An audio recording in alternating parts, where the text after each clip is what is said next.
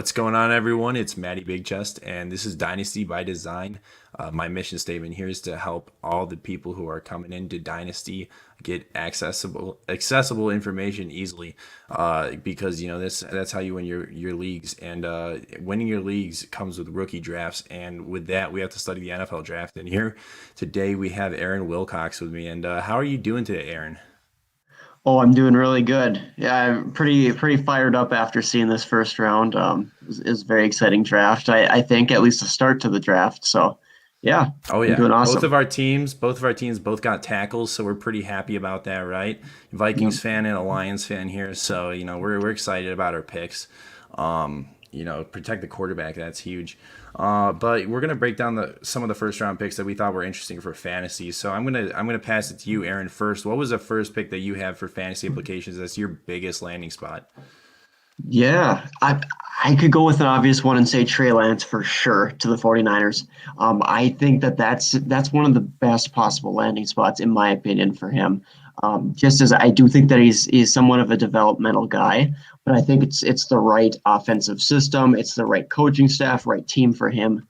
And I do believe that Jimmy G could start off the season, but then Trey Lance transition into that starting role.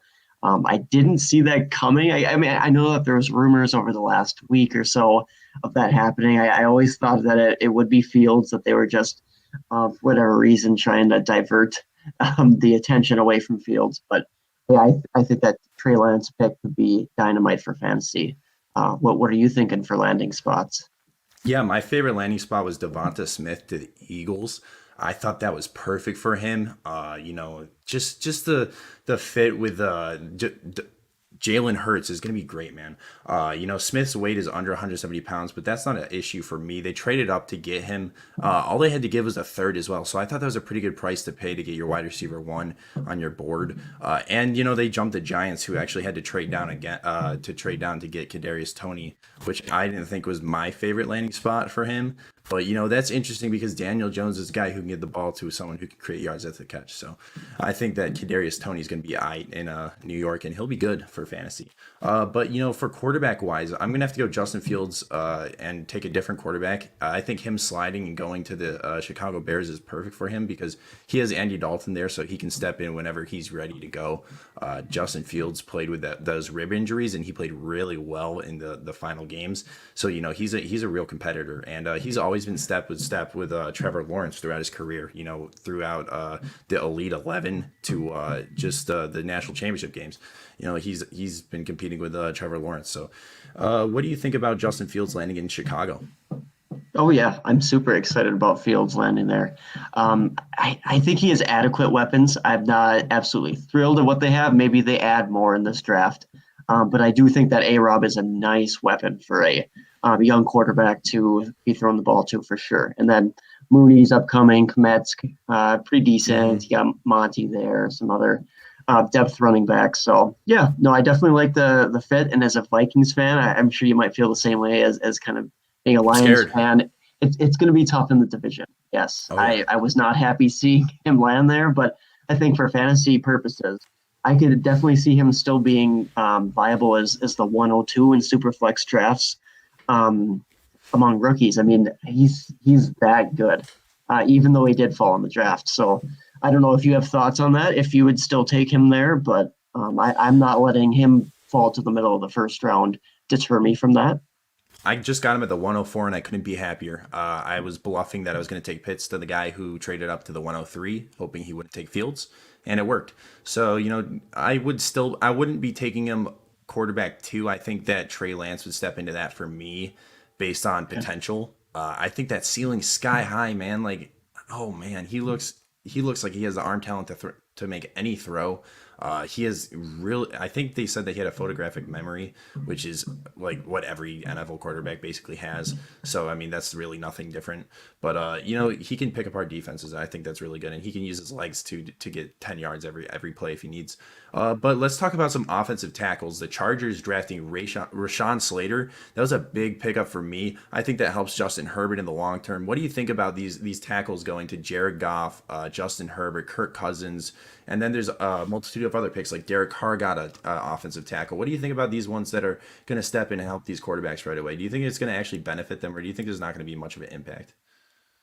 Yeah, as a Vikings fan, I don't know, excuse me, if their offensive lineman selection is going to be that much of a difference maker, but I do think that one going to the Lions, Penny Sewell, he will be a difference maker for sure.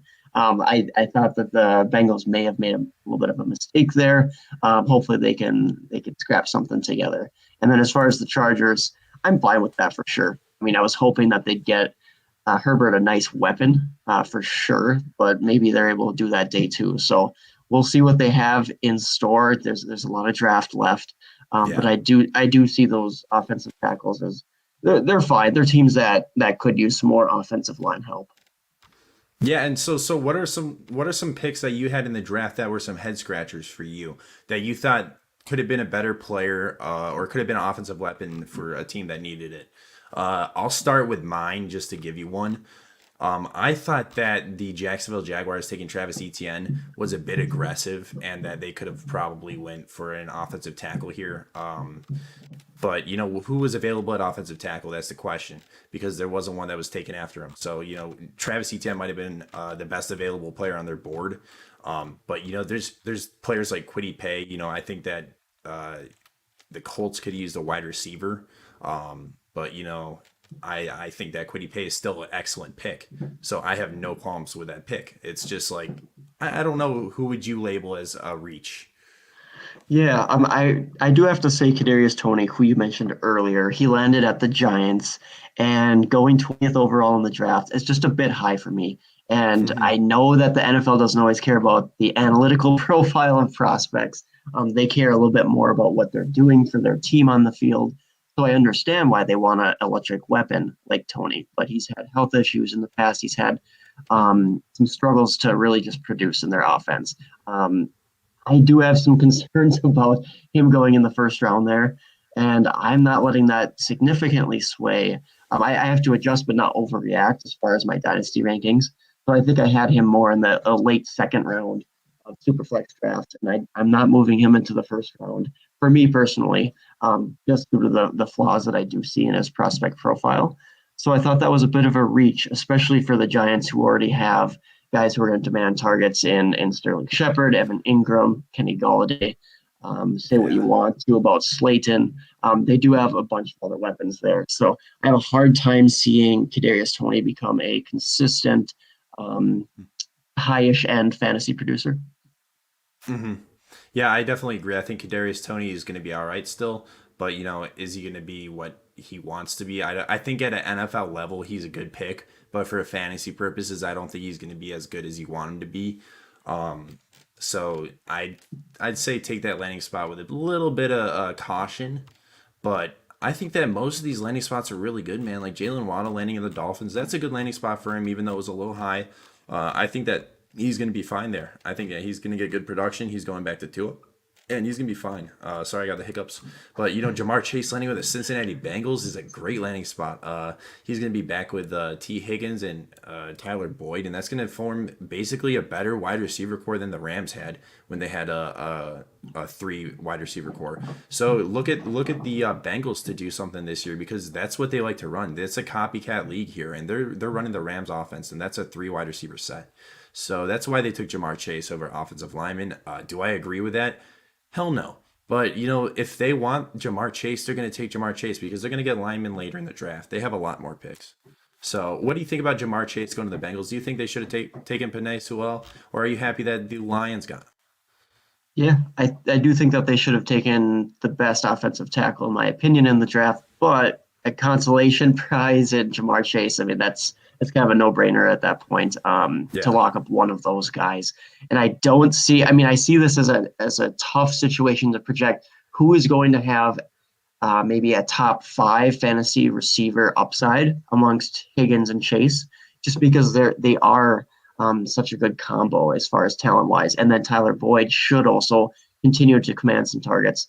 So as far as the absolute upside for that, maybe there's some question there. But I mean, we've seen multiple receivers thrive as maybe wide receiver ones in an offense. So I think that there's room, especially with Joe Burrow being the quarterback in Cincinnati, for them to succeed. I did want to ask you about what do you think about Rashad Bateman going to the Ravens at the end of the first? I think they needed a middle of the field wide receiver who can really work the like I just said, he can really work the middle of the field. So they needed someone like Rashad Bateman. I think that's a perfect fit for him. I thought they were going to go get Kenny Galladay in free agency, and the Giants got him. So I was pleasantly surprised they took a wide receiver. I thought they would take a center or somebody like Creed Humphrey, and shore up their offensive line for Lamar Jackson and J.K. Dobbins. But I'm happy they went out and got Rashad Bateman because yeah, I mean he was the best player available at wide receiver. So go get what you need. They needed a wide receiver because Sammy Watkins is not going to be their ex, believe it or not. So Rashad Bateman will be their wide receiver one. And what was your thoughts on the landing spot? Is he fantasy relevant for you still? If he's a first round pick? Yeah, definitely. And I think that we've learned the lesson here, though we seem to have to relearn it every year to not overemphasize perceived poor landing spots. So I Yes. will say that this is probably a perceived poor landing spot for Rashad Bateman just because of um, the perception that Lamar Jackson is not a good passer. And I believe that he has his accuracy issues, of course. However, I think that We he's all saw that Pro Bowl. We all saw it. right, right. So I mean, if you can't hit those moving targets, how can you hit guys on the field? Well, he's actually done that quite well in his Yes, career. he's fine. We've seen Yeah, Mark he's Andrews produce. yes, he is fine. And Rashad Bateman isn't a tiny guy either. So No. I think he's going to be just fine. I'm not going to significantly move him down. Not going to overreact to the landing spot there. He's a very talented guy. He checks a ton of the boxes, both film wise and analytically. So I'm still contemplating him kind of the back half of the first round of Superflex rookie drafts. Now, So are there I any yeah. players before we move on to the next question? This is going to be about the New England Patriots, the best franchise of all time according to the new draft pick, Mac Jones. So what do you think about Mac Jones going to New England? He's going to get a year to sit, obviously, under Cam Newton. I think that's a great landing spot for him personally. Where do you have Mac Jones going in your Superflex drafts, and what skill position players would you draft ahead of him right now? Yeah, that is a great question. And I'm still a bit torn as far as where I ultimately want to have him because I don't have him at the same level as these other top quarterbacks. So I initially had him at 14. So the very beginning, like the 202 pick in a Superflex draft. I did have, Kyle Pitts ahead of him, Jalen Waddle, Devonta Smith, all the other top quarterbacks, and then Rashad Bateman and the top couple of running backs. So I had those guys all above Mac Jones, but this landing spot is a really solid one. I Yeah. think at some point he's going to be able to play. So I don't have a strong take as far as he doesn't have huge rushing upside, so that No. just cautions me a bit. But I mean, we've seen primarily pocket passers succeed fantasy wise. So we want the Konami code, we want the rushing guys, but at the same time, we shouldn't just throw Mac Jones out like he's going to be nothing at NFL level. So I think at the very end of the first round or in the second round of Superflex drafts, he's definitely viable. Definitely agree. I think that I would take him at like maybe the 108 if I needed a quarterback. That might be a little early still. But I'm always about getting the quarterbacks early, especially in super flex leagues. So I would take a chance on Mac Jones a little earlier than most people because look what Justin Herbert did at the 205 if you got him in a super flex league, which I saw him go at last year. You got huge profit. So if you can get a good quarterback, like if Mac Jones can be a good quarterback, which most people think he's a pretty good passer, he could become something valuable on your roster. So I think he's worthy of a back end first if you have one. And if you're a contender, you're licking your chops because you probably have Tom Brady on your team. Replacing Tom Brady in a year with Mac Jones would be really nice. So look to add Mac Jones if you're a contender. And then another pick that I want to talk about is Travis Etienne. They said they were going to use him in the three down role. What do you have? Do you have any thoughts on the pick? Do you think it was a little weird that they took him? I'm a James Robinson fan. I only have one share of James Robinson though, so it didn't really affect me fantasy wise. What are your thoughts on the pick, and did it hurt you as well? Yeah, so I mean, my thoughts on the pick is yes, it kind of cannibalizes a little bit with J Rob. I actually just sold my last share of J Rob. I think it was last month or something. So I don't have a lot of stock there, but I'm trying to be as objective as possible because he did flash so well in his rookie season in a probably subpar situation, a tough situation for a running back. But the Travis Etienne pick is interesting for sure.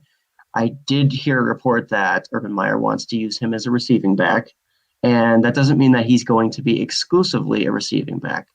Travis Etienne, that is. So I think the fact that he can get some receiving production right away is very nice because what we Hmm. want in our running backs for that true upside to be unleashed is we want that playmaking potential in the passing game. And he has the frame. He has a very good profile overall. I like what he brings to the table. I'm just slightly concerned that there's going to be a shared backfield of some sorts there. So this does move him down a tad. I'm still not really willing to take him ahead of I mean maybe another top receiver like a Najee or sorry, up running back like Najee Harris. I think Najee Harris, for example, who landed with the Steelers, I mean, he's going to be the feature back there in comparison to a potential timeshare. But Hmm. I don't know. What do you think about Travis Etienne going to the Jaguars?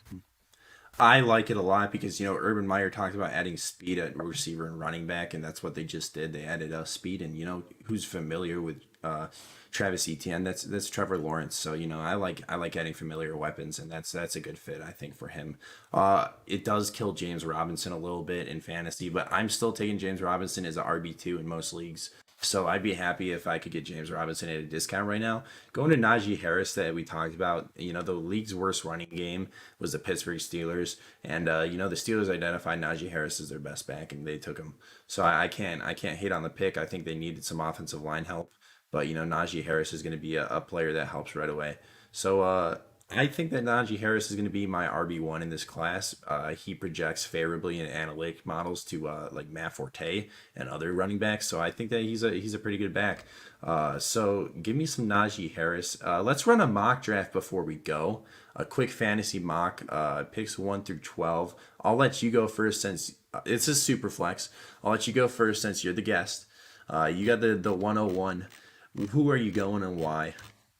Okay, thank you for that. Appreciate it. I think Trevor Lawrence is still going to be my 101 in Superflex. Hmm. Sometimes you just got to reach for quarterbacks in these rookie drafts, and I don't even think he's a reach because he's been going in the first round of startup drafts even. So, Yeah, yeah, I'll lock in Trevor Lawrence. I like that. And with the 102, I'm going to go Trey Lance, North Dakota State. Most upside, I think, in this class outside of Trevor Lawrence. And he's got a cannon for an arm. He's 6'4", 226 pounds. He can run too. So he got drafted number 3 overall by Kyle Shanahan, and Kyle Shanahan has a plan for him. So I'm going to take Trey Lance and just let the the touchdowns roll in from George Kittle, from Brandon Ayuk, and Debo Samuel. He's got weapons. So Trey Lance is stepping into a good offense as well. So with the 103, you're on the clock.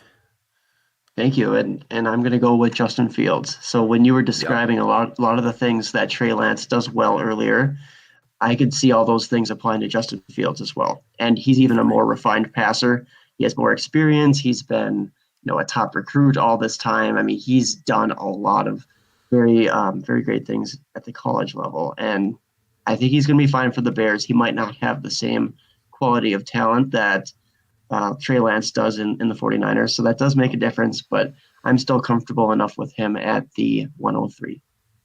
Yeah, with the 104, I like that pick. With the 103, you took Justin Fields. And with the 104, I'm going to take Kyle Pitts, the tight end for the Atlanta Falcons now. I think that he's the most physically gifted non-quarterback in this player in this class, and I would go Jamar Chase here typically, but I think that the tight end position, getting that if you're in a premium, which this is a super flex tight end premium mock because I only play in tight end premium leagues. I think Kyle Pitts is the biggest weapon. So give me some Kyle Pitts. I think that after those big 3 quarterbacks go, Trey Lance, Trevor Lawrence, and Justin Fields, I think that you're going to see Kyle Pitts go. I think that he's the 4th pick in most drafts, or the 3rd. He could go higher. What do you think about Kyle Pitts? Do you think that his floor is pick 4 in most drafts? Yeah, I don't mind that pick at all. I'm still a little bit hesitant to take a tight end that early, no matter how good the profile is. But if you are going to take one this early, it's gonna be this guy. I mean, he's so Yeah. talented. Kyle Pitts is he's an absolute stud, and he could play wide receiver out there. So I'm excited for him for sure. Don't blame you at all for taking him at the 104. And then at the 105 here, I'm going to end up taking Jamar Chase. This was a very close decision between him and a running back. However, I do think that Jamar Chase, there's a lot of safety with him for sure, and we've already talked about the appeal of him being paired with Joe Burrow, his college quarterback. Yeah, I like that pick. And with the 106, I am going to go with a running back, and it's going to be Najee Harris with the Steelers. I think that that offense is still really good with Ben Roethlisberger this year.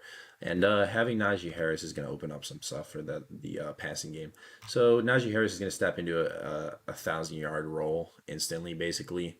What do you think he's going to go over 1,000 yards in his rookie year? I think that's fair game. The competition there for me is not that impressive, It's from Anthony my McFarland. perspective. Yeah. Yeah, Anthony McFarland, Benny Snail. I mean Snell. Snell, yeah. Um, yeah, so I like that pick for sure. He has receiving upside too, so gives you a nice fantasy production, or he should at least. So my next pick is going to be Travis Etienne here. I think he talked me into it that he's still Hmm. going to have a big enough role, and we've seen two back systems work out, especially in ascending offenses, and that's what this is with Trevor Lawrence coming in. Them building up all these offensive weapons. I do believe that they're still going to have to score a lot with that defense of theirs. So I could see Travis Etienne getting enough touches and enough receiving work to be worthy of the pick here. All right, so that was the 107, and we had Travis Etienne go with the 108. I'm going to take my QB2, but he's not everyone's QB2, and he's not the QB of flavor. But to keep this consensus and not to throw my own values in here and keep and get my bias in here, it's Zach Wilson. Zach Wilson with the New York Jets. I love the fit. That's a Shanahan offense that he's going into. It's a LaFleur offense. And that's a good fit for a quarterback. So any quarterback in a West Coast offense is good. I think he's going to have a lot of short passes to the sides, and he's going to get a lot of yards after the catch. We'll see. He's got big receivers with Corey Davis and Denzel Mims. So those are some 6'3" receivers who have some height. I like the fit. I like everything about Zach Wilson. He's got rushing upside. The only thing, he's got a small frame, but I watched him at BYU. He karate kicked a guy in the air when he was running, so it was pretty sweet to watch. What do you think about Zach Wilson? Is this a little bit of a reach for you? No, not a reach at all. I was actually considering him instead of ETN as well. And Hmm. sometimes I think for a lot of drafters out there, when you're doing mock drafts, it's tough because you don't really have a team that you're drafting for. And I know that you should be drafting for talent instead of need. However, that does factor into the situation sometimes making picks. So depending on the situation, I could have easily went Zach Wilson instead of ETN before. And Yeah. I think that's a good pick. He'll do fine in New York under that new coaching staff. He's not going to Adam Gase or anything like that. So thank goodness for that. Aaron, you just sparked a genius idea for me to pitch to Sleeper. They should, for their mock drafts, give you a randomized team so that you have to mock draft on the needs of that team. That would be a very good idea for sure. Yeah. Yeah, I like it. So let's go to the next pick. You are on the clock with the 109, I believe. Yeah. So this is a tougher one for me.